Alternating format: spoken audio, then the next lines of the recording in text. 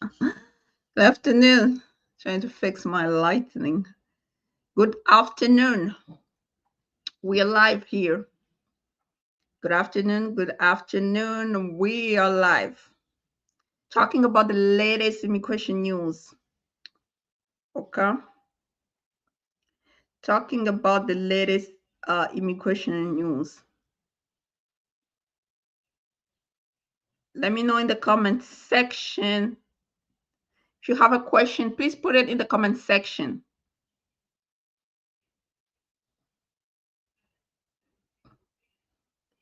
We are live now. Hello, how are you? Let me know where you are, like watching me from. Uh,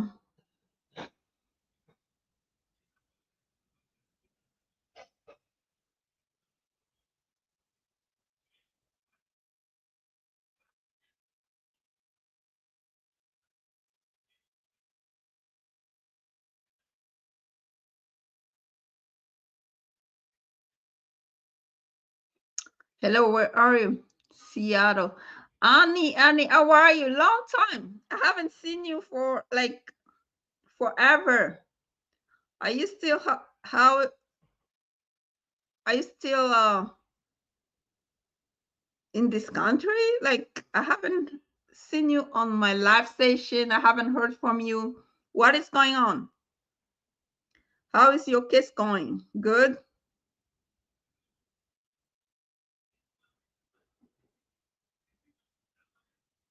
How's your case going? I'm posting this on you on like trying to uh send it so that people can join us, But anyway, so how are you? Let me know. Anybody in the oh my gosh, my lightning is too much. Anyway, in anybody in the live session, please let me know where you are watching me from, how you feeling. If you have a question, please put it in the comment section. We want to talk about the latest immigration news, but we want to answer questions. This is the purpose of this live, to answer questions, okay?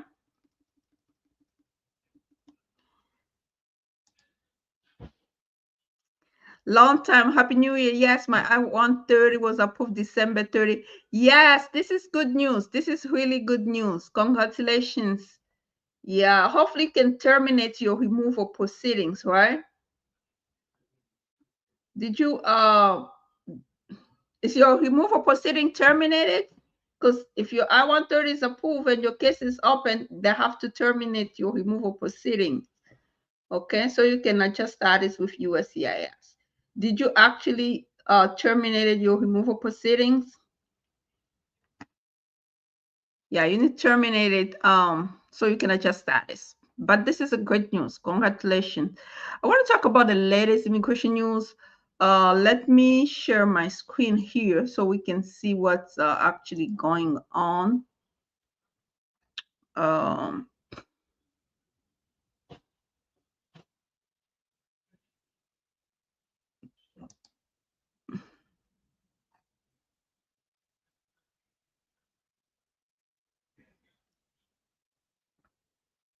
okay, let me see the news. Okay, let me share my screen so we can go straight to the news. Going there to yes, good luck to you. I think they're gonna terminate it because you have your I-130 already approved. Yes, they can terminate it so you can adjust with USCIS. Okay. So okay, let me share my screen.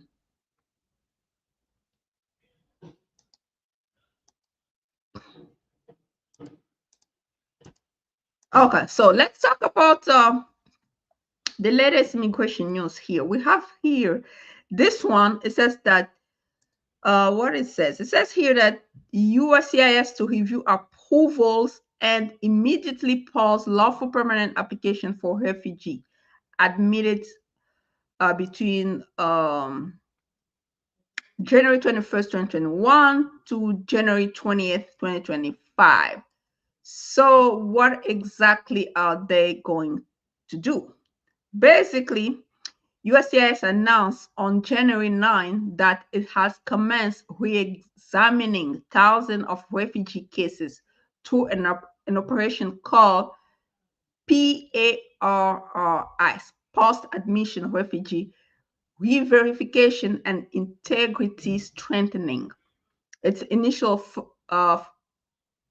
it is initially focusing on 5,600 refugees in Minnesota who have not yet adjusted the lawful permanent residency status.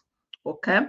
Instead, that its newly established vetting center in Atlanta is leading this operation. So all those applications are being reviewed in Atlanta. Okay.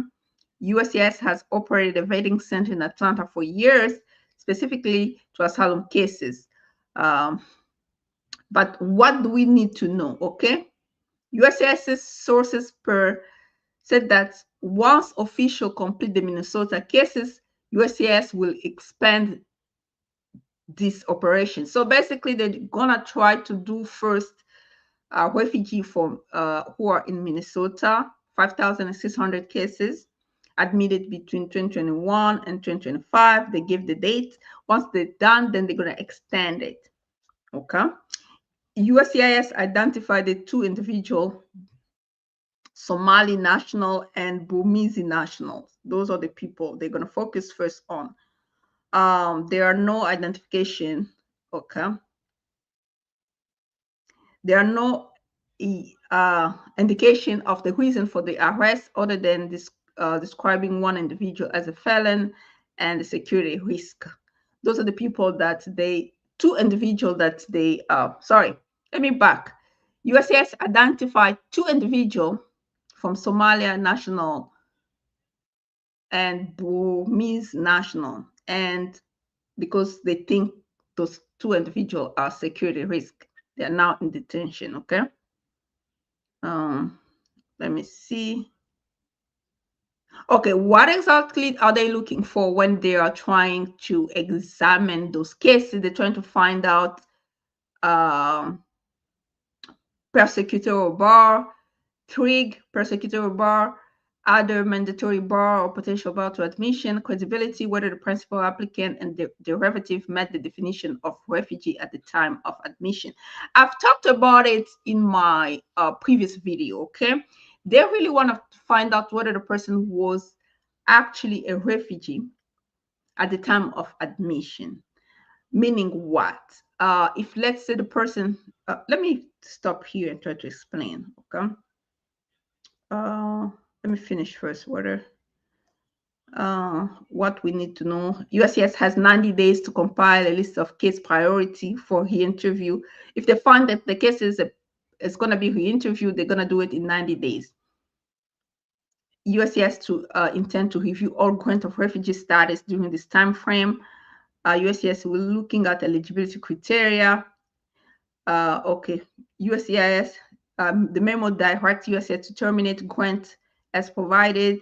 USCIS placing adjudicative hold on hold pending I-485 by refugee during this time. Okay. Okay. So this is what it means. Refugee, anybody that was admitted as a refugee from January 21st, 2021 to January 20th, 2025, they're trying to review their applications. Okay. Refugee means what? Somebody who comes here because they fear persecution. Some people get admitted with the status of refugee at the time of admission, but some get admitted inside of the United States as refugee when they win asylum. When a person wins asylum, that person is considered a refugee, which simply means that the person cannot return home because they fear persecution. Either they were persecuted in the past or they fear persecution in the future on some type of ground. Could be race, nationality, political opinion, religion, belonging in a particular social group. That's the person who meet the eligibility for refugees. Okay. And what exactly are they looking for? So they're trying to find out if the person is barred from, just to start with, if the person is barred from being called a refugee. For example, if a person has persecuted some people in the past, there's a bar. It's called the persecutor bar. If the person has had family who settled in another country, that too is a bar. If the person just was not persecuted, they're just lying straight up, it's a bar. So then they're gonna take it away, that status. Okay. And they're pausing to green court applications is because they want to review, first of all, the status of refugee before granting the green card. Because remember, if the person is a refugee and meets the requirement for a green card, there's no discretionary measure. They just have to give them the green card. That's why they're trying to stop it from getting there. Okay. So, yeah, we just want to make sure that people understand what exactly is going on and what they can do in order to prevent that. If you know the background and the idea, then you know what you can possibly do, right? So let's stop here and take, first of all, some questions here. Okay. What are the chances of spouse returning back from their country after they had self-deported because their work permit had expired and they had an order of removal?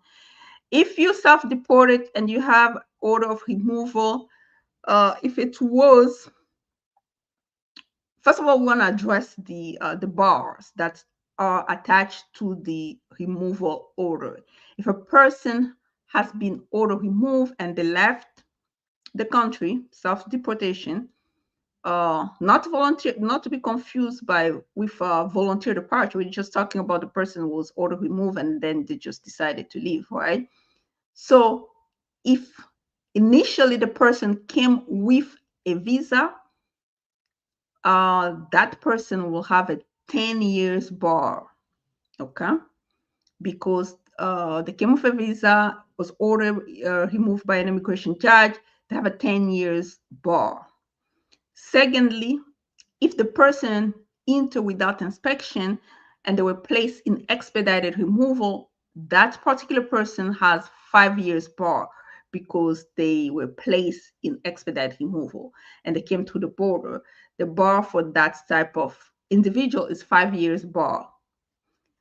If the person re-enter illegally for the second time after being order removed, then that person has a 20 years to permanent bar. Okay. So now the question is, what are the chances? First of all, you have to look at if you have a 10 years bar, for example, and you already like spent 3 years or 5 years outside, then your spouse is a US citizen here and trying to come back. Still, the person has to file the I-130. Once it's approved, try to get consular processing and ask for a waiver, and including the permission to reapply because that person has a bar. So they still have to ask permission to reapply and ask for a waiver. If it's granted, then the person comes. If it's not granted, then the person has to wait, try again, or just wait for the 10 years to pass. That's how it works. Okay. Let's say also an immigrant spouse pending, but the self-deported turn home after. Yes, exactly what I was saying. If the person self-deported and initially they came with a visa, of course, that person has a 10 years bar. And once the I-130 that's pending is approved, the person can still try to reapply by using the form I-212. That's the form that you use when you want to reapply, permission to reapply, I-212, and then including a waiver of ground of inadmissibility because of the initial bar that is attached to the order of removal. And if they can prove extreme hardship and stuff like that, they might come back. But chances are, in order to maximize the chance, the person has to allow some time to lapse. That's why I always advise somebody, wait at least, if the bar is 10 years, if the person can wait for 5 years, once they ask for permission to reapply, it goes faster. The chances of approval are higher. If the person didn't even wait and they're just asking to come back and file for those waiver, most of the time it gets denied. I have a person in the Congo who went back because it wasn't self-deportation, it's just they were ordered removed. Then I explained to them that they tried to reopen their case and stuff like that. I told them, even if you reopen your case because you've been ordered removed, you have a 10 years bar. Once the I-130 is approved, you still have to go through the process of consular processing. Then they're going to see that you have a 10 years bar because of removal order. They're going to ask you for waiver and stuff like that. And because you haven't stayed there outside for that long, it's just not going to work. They didn't believe me. They hired somebody else and they did it and it was denied, just as I predicted. So some people, they just don't get it, okay? But anyway, that's how it works. Just trying to explain to you a procedure. Is it safe to country not on the ban list to travel out of the country? Nowadays, nobody's safe. Nowadays, to be honest, nobody's really safe. But the way I can assess, like, if a person want to travel, they have to find out first of all if they have criminal records. Okay. Because what's going to happen if the person has criminal record, by the time they just land at the airport, they're just going to place them in removal proceedings, even if it's an old criminal record. That's how it's working nowadays. First of all, you check that. Second of all, did you previously apply for asylum? And if you previously apply for asylum, of course, asylum got dismissed, but it becomes questionable under this current administration. So unless it's a matter of death or life, like you really have to go because somebody's gonna die and never gonna see them again, then you can take your chances. But if it's just for a simple vacation, nowadays, to be honest, it's not really advisable, because by the time you come back, maybe your country will be put on the list. You don't know. So right now, it's really not the best time to travel for green card holder, because what they're doing, they're just looking at old convictions. Like, they're going to double check your file, double check. And if you're not lucky, you might get denied entry, or you might be placed in removal proceedings. So that's just, yeah. Anyway, thanks so much. You're the best. Always grateful for update or answer. Thank you very much. Please like, please share. Reply 23 Y4. Please like, please share. Okay. Please like, please share. Okay. My prima facie expired 12 months ago. Prima facie for what? Like VAWA? What do you mean? What type of prima facie are we talking about here? Are we talking about VAWA? If we're talking about VAWA prima facie, you just need to, because you can't really call them when it comes to VAWA, but you can write to them and ask them, like, basically why they haven't sent you a new one. Yeah, because you can't really talk to them on the phone. When it comes to VAWA, they don't disclose information. Yes, so basically you're gonna have to write to them, because when it comes to VAWA, even if you call, nobody's gonna answer you over the phone. You're just gonna have to write to them. You look at your receipt. The address is gonna show there, right, where your case is pending. Then you can write to them and ask them why you haven't received your VAWA prima facie, and wait for 30 days. Or you can follow through with congressmen. And they can write, you can basically ask them to help you reach out to USCIS and find out stuff like that. So, but it just has to be in writing, because when it comes to VAWA, they don't answer phone calls. Yeah, they're not going to tell you anything over the phone. So that's the unfortunate part when it comes to VAWA. What else we have here? So we're gonna continue with our latest immigration news. We already talked about the first news. Let's continue with the second news. Let me pull up the second news. Okay, we have let me share my screen. Oh my gosh, this lightning, sometimes it's too much, sometimes I'm trying to, okay. Jesus. I don't know if you can. Okay. Yeah, can you see me? Anyway, I don't know. I'm not technology savvy or something like that. So, but anyway, let's go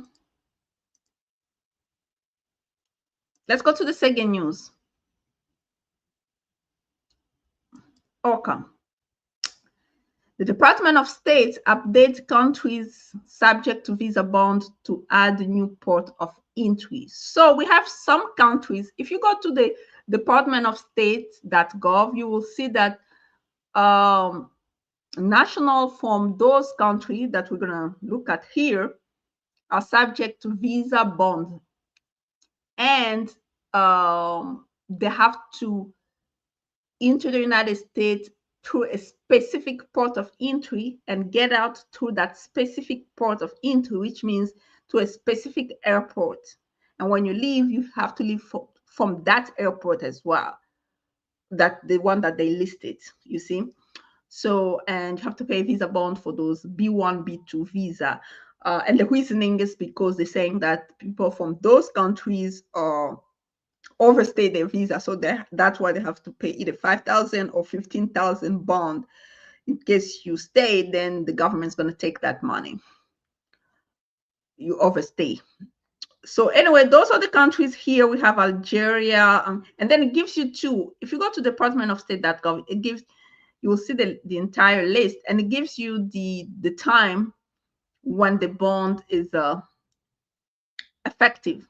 Okay, we have Algeria, Angola, Antigua and Barbuda, Bangladesh, Benin, Bhutan, Botswana, Burundi, Cabo Verde, Central African Republic, mostly African countries, Cote d'Ivoire, Cuba.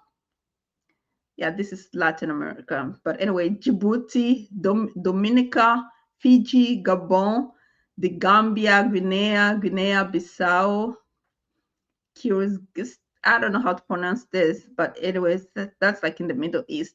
Malawi, Mauritania, Namibia, Nepal, Nigeria, Sao Tome and Principe, Senegal. Can't believe they put Senegal. Tajikistan, Tanzania, Togo, Tonga, Turkmenistan, Tuvalu, Uganda, Vanuatu, Venezuela, Zambia, Zimbabwe. Yeah, for the first time, there's no Democratic Republic of the Congo, where I'm from.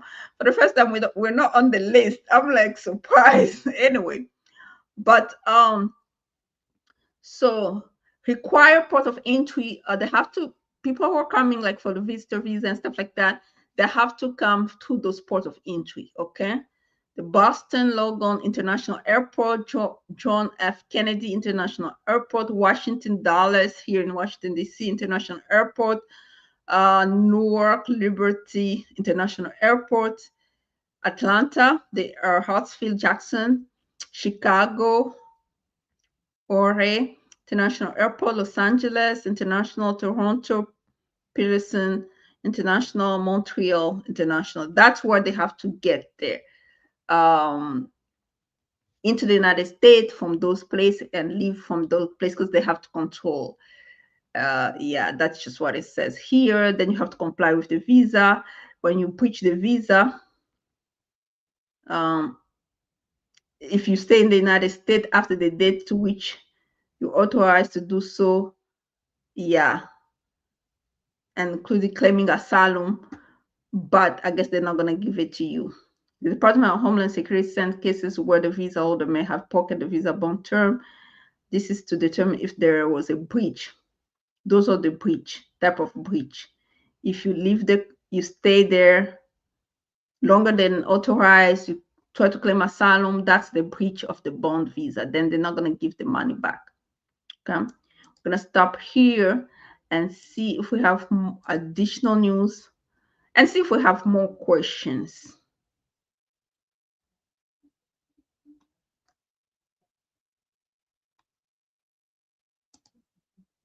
Okay, do we have another question here? Okay, before we go, I'm under order of removal and I was able to file an appeal to the BIA. My case is currently pending. And what is the question? Yeah. Right now you told us all the facts, but what is the question?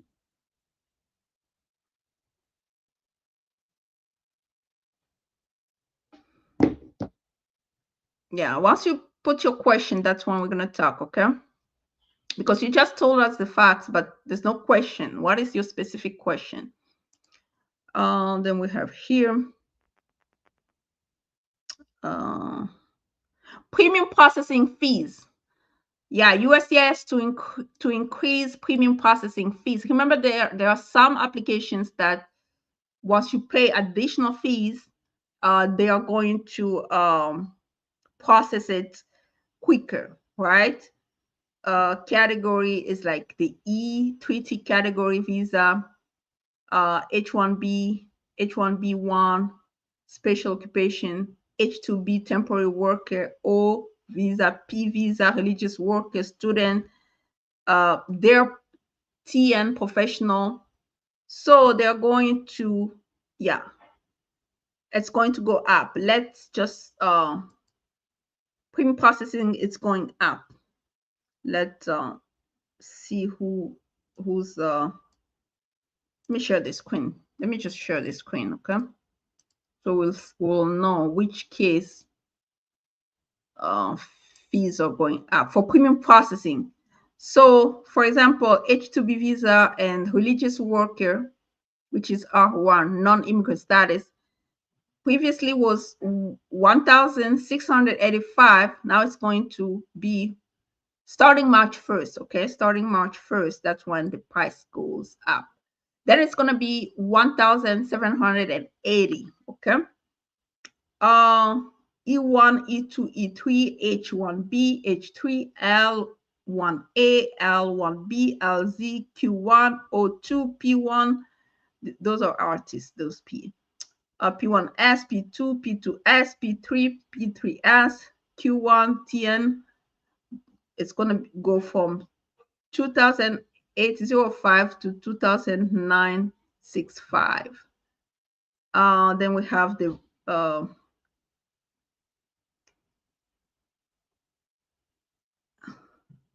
E11, E2, E13, E21, national interest waiver, non-immigrant waiver. Previous, it's 2,805. Now it's going to be 2,965. Okay. E31, E32, EW2, the student visa, F1, F2, J1, J2, M1, and M2 is going to go from 1,965 to 2,075. And then the work permit for specific people, premium processing fees going up from 1,685 to 1,780. Those are premium processing. Those are for people who want USCIS to process their case within 15 calendar days, okay? What else we have here? Then we go back to the news. This, we talked about it already. USCIS is launching a refugee re-examination initiative in Minnesota. Then we have visa bulletin for December. Oh, this is interesting. USPS changes the postmark and postal possession. Okay.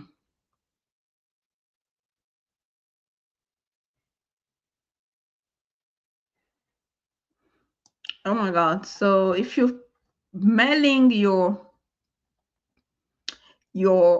application, you the postmark has changed.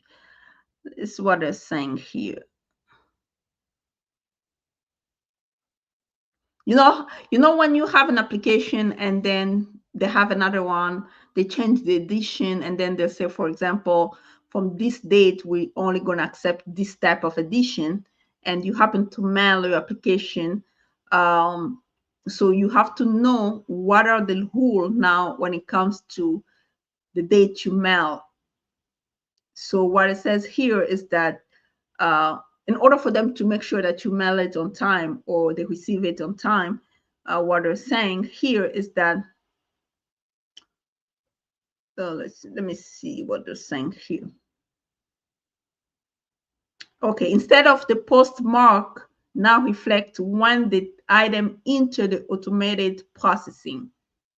Okay, USPS acknowledges that this gap will become more common as it consolidates processing facilities and standardize. So yeah, it's not going to be just the day you mail it. It's going to be the day the actual letter enters automated processing if USPS checks it. Which simply means that you have to send your package way in advance because you don't want to miss the deadline because the post office rules has changed. That's it. In short, that's what it means. What else we have here? Let me see what else we have here. And people from ban list country, their application are on pause. And we already talked about the exceptions. I can refer back to my previous videos.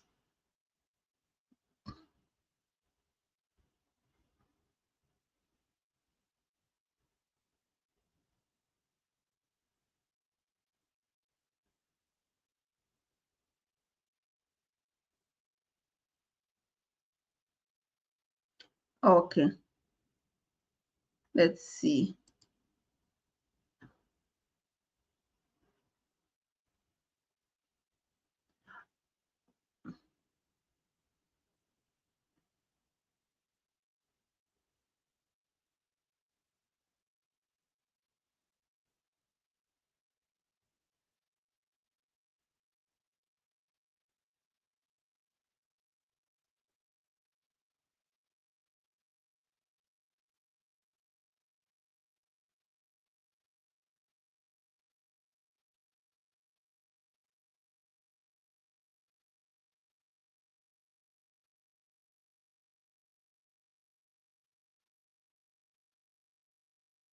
Okay, let's talk about the TPS that are active and the one that are not active. That's interesting. At least we have a, let's see, do we have a question here? We don't. Yeah, we're just waiting for questions before we go to the latest immigration news, the last one.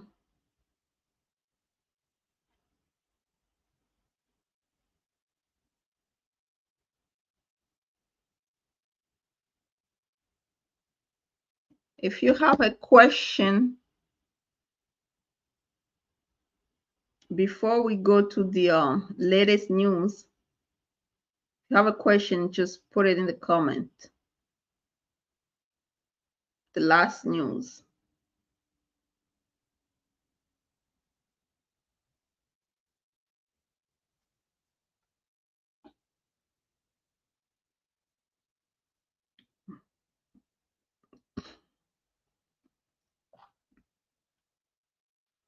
Yeah, if you have a last question, please put it in the comment section.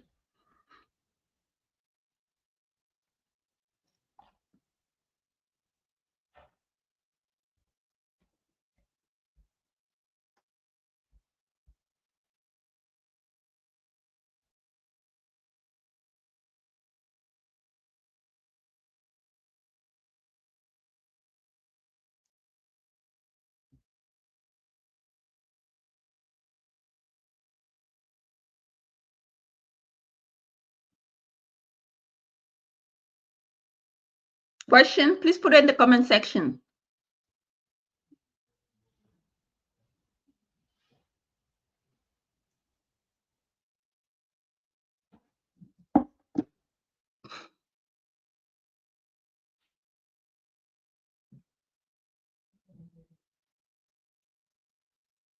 Okay, so the last news here, let me share my screen.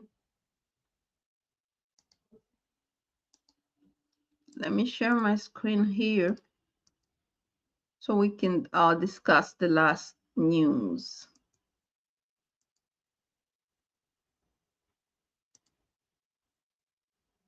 Oh, hold on. Sorry.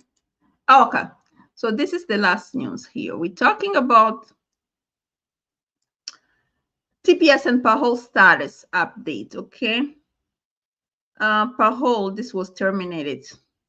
Parole for Cuban, Haiti, Nicaragua, Venezuela terminated. The Supreme Court allowed termination on May 30th, 2025, which was last year, right?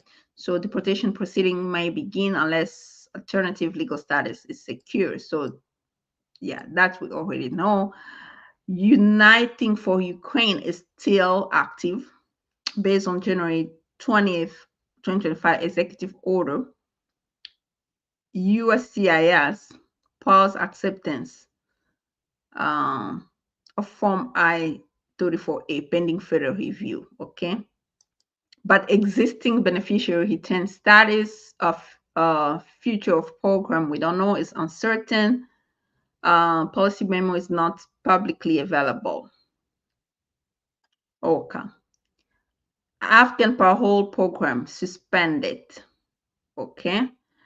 No specific changes announced. As of November 27, 2025, USCIS issued policy alert to essentially suspend the adjudication of all discretionary benefit for individual from the 19 banned country. You just have to monitor the update. Military parole in place, this is still active, no changes, continue to provide relief for military family. That's why I'm saying if your country is on the ban list, you still can claim the exception under national interest. That's what I'm trying to claim for clients that are on the ban list but happen to be military families. Okay. Afghanistan TPS terminated. It was announced on March 21st, 2025 last year. Burma terminated. The auto extension is still until the work permit auto extension going on until January 26th of this year, like toward the end. Cameroon terminated. Okay. Yeah. El Salvador extended, valid to September 9, 2026. Okay. Ethiopia terminated, but the work permits valid to February 13, 2026. Haiti terminated.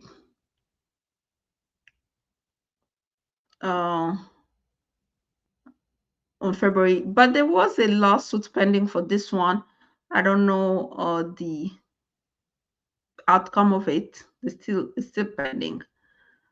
But the one that people have, it's going to expire on February 3rd, 2026. Honduras litigation is still ongoing. Okay, restore litigation is still ongoing because they restored it. I talked about it in my video. Lebanon is active, no changes. It's going to May 27, 2026. Nepal has been restored. Litigation is still ongoing. Nicaragua, it's restored. Litigation is still ongoing. Somalia, it's active. No changes to report. South Sudan terminated. Yeah. Yes, terminated. Even the work permit expired on January 2026.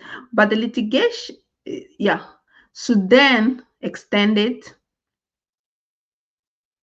Syria extended. You see the date until October 19, 2026. Syria until September. When it's extended anyway.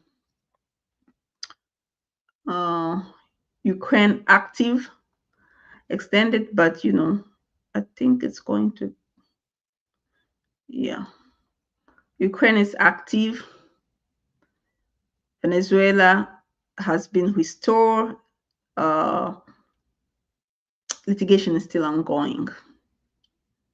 Restore litigation until still ongoing. Yemen active, no changes has been reported. So yeah, that's just to know who has TPS, who does not have TPS. Okay, do we have questions so we can wrap up? Unlimited service, we don't see the question. You're just talking about the facts, but we don't see your specific question. Who has a question before we just be done? If you have a question, please put it in the comment section.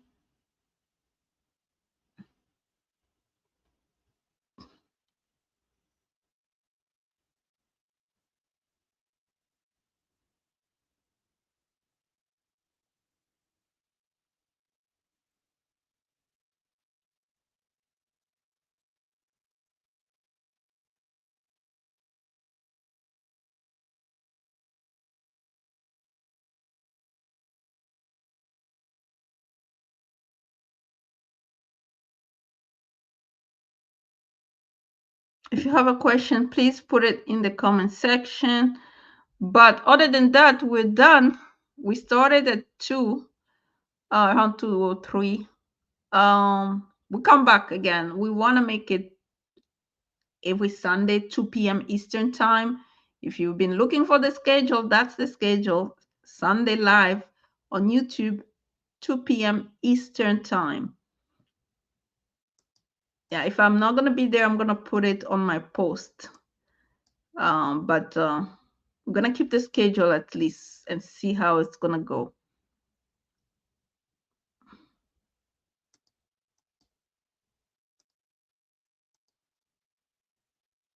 Every Sunday, 2 p.m. Eastern time. So if you miss, you can start from the beginning, okay? If you miss,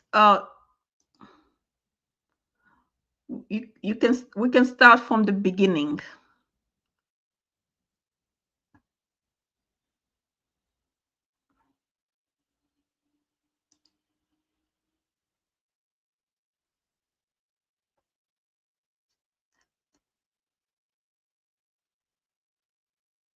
Oh, okay. So this is the question. Let's finish the question here. It says, because my country was granted TPS, unfortunately, my country TPS was terminated.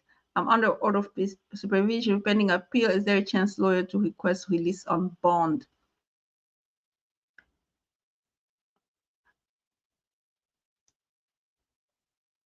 If I get arrested, okay, release on bond if I get arrested. Yes, there's always a chance to request release on bond, especially if you enter the United States with a visa, you have the right to a bond hearing. That, of course, we can do that. You have a right to a bond hearing. Even if you did not come with inspection, it's going to be a little bit challenging, but the new matter of Maldorado is giving us some hope in terms of challenging that. And we can always do a habeas corpus to just get you the bond hearing. So the simple answer is yes, especially if you came with a visa. Yes, you entered the United States with a visa, right? You meant to say visa, right? So you enter the United States with a visa, then the simple answer is yes. Yes. Yes, we can. You have the right to the bond hearing. And if you don't have criminal record, chances are, yeah, they're gonna release you on bond. because you have your appeal pending with the BIA. And especially if you have family members, stuff like that, yeah, chances are you're going to be released on bond. Yes, but you just have to know somebody who actually knows how to do it, because some people will be going to those bond hearing and get denied a bond and start appealing and stuff like that. You really just to go to somebody who, like, we have proven record of winning those bond hearings. So you have to go to somebody who actually knows what they're doing, because you only have one chance to the bond hearing. Gotta do it right. But anyway, the simple answer is yes. Have a bond, you right to the bond hearing. So this is it. Finally, we got all the question answered. I will come back again. You have, please like, please share. If anybody need a consultation, all my consultation links are on my bio or in the description box below. My initial consultation are on Zoom. I try to limit it on Zoom so we can know the inside of the case and stuff like that. Please like, please share. We'll come back again Sunday, 2 p.m. Eastern time. Okay. You can follow on TikTok, IG, and here. Of course, you're already here. Until next time, and Facebook page as well.